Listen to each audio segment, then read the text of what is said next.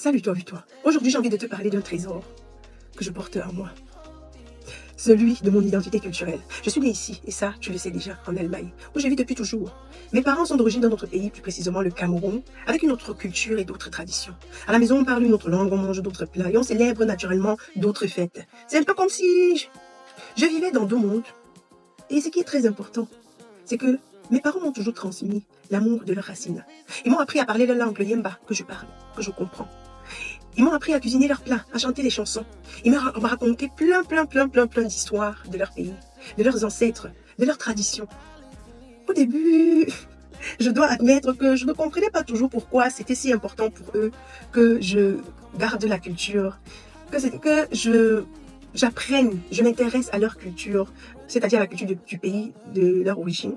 Mais en grandissant, je dois avouer que lorsque on a commencé à me montrer que j'étais différent, lorsque j'ai commencé à vivre le racisme au lycée, lorsque je suis arrivée à l'université, que j'ai vu que j'étais différente et que les professeurs parfois me donnaient des mauvaises notes juste pour me défavoriser, lorsque je suis arrivée dans le monde du boulot où j'ai réalisé que on ne donne pas les promotions par mairie ou à cause de ta performance, mais à cause de la vitamine B.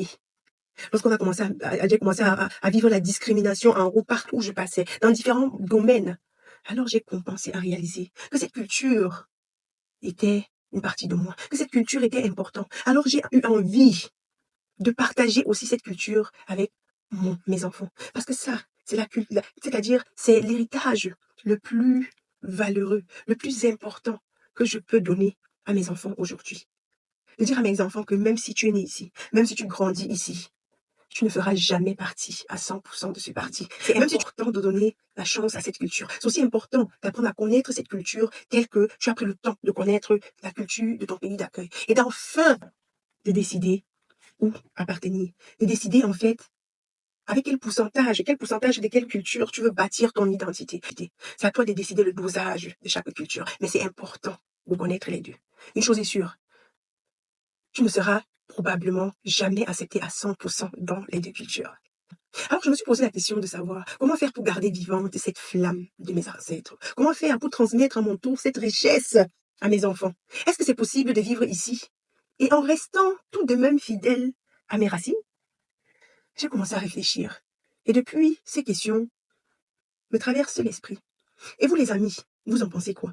Comment faites-vous pour garder le lien avec votre culture d'origine? Avez-vous des astuces à partager pour transmettre votre langue et vos traditions à vos enfants? Quels sont les aspects de votre culture que vous aimeriez préserver, que vous aimeriez garder? Laissez votre pensée, votre réflexion en commentaire. Je suis sûre que ça va vous